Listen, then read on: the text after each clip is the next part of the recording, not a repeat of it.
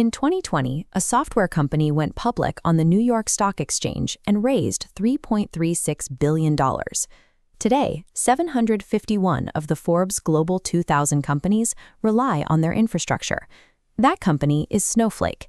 To understand why enterprises place that massive of a premium on a single software platform, we have to look at how companies traditionally store information and the severe computing bottleneck that happens when they try to analyze it.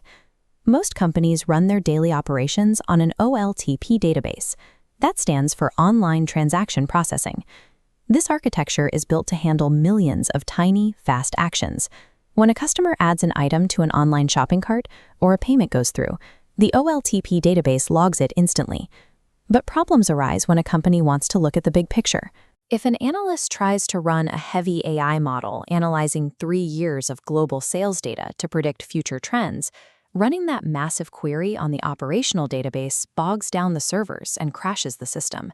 Everyday transactional databases are built for speed and small reads, not for scanning billions of historical rows. To safely perform macro-level intelligence without breaking daily operations, companies extract their data and load it into a specialized analytical environment known as a data warehouse.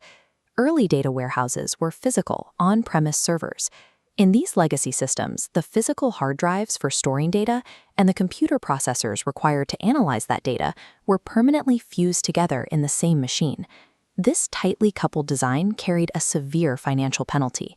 If a company generated massive amounts of data and simply needed more hard drive space to store it, they had to purchase entirely new server racks. They were forced to buy expensive processing power they didn't actually need just to get the storage space attached to it. Database administrators spent their weekends running manual backups, applying patches, and tuning hardware to prevent crashes.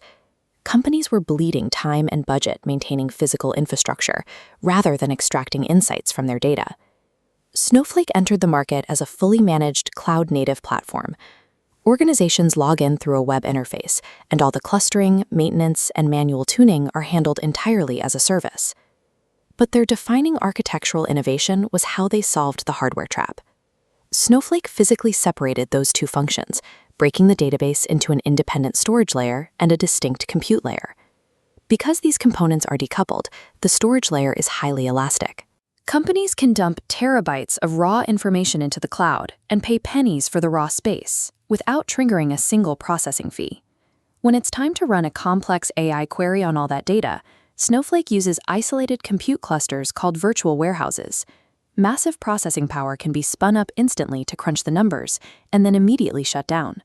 The company is billed for the processing power by the second, only while the query is actively running.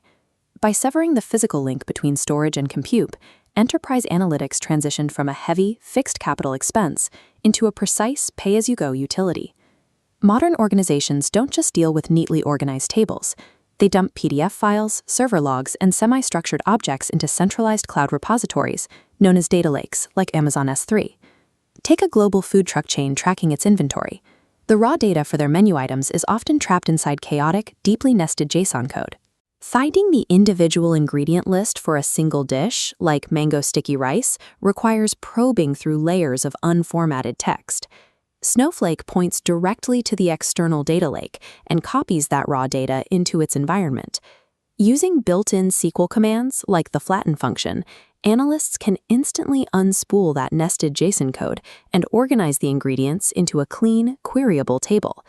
The platform allows organizations to take messy, semi-structured files from a raw dumping ground and convert them into clean, AI-ready datasets directly in one location. In its early years, Snowflake was strictly an SQL-based environment, but as machine learning expanded and competitors like Databricks gained traction, data engineers required the ability to write code in other languages.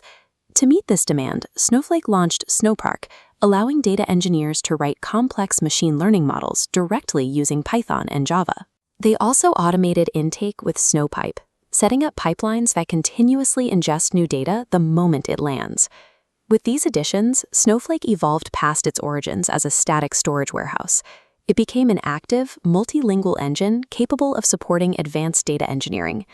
Today, Snowflake positions itself as a unified AI data cloud, a centralized hub for the modern enterprise.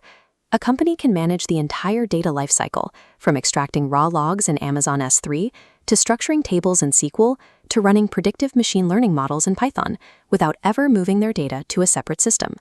Scaling analytics is no longer a physical hardware problem. The limit to a company's macro-level intelligence is now entirely determined by how quickly they can strip away the friction between raw information and their AI models.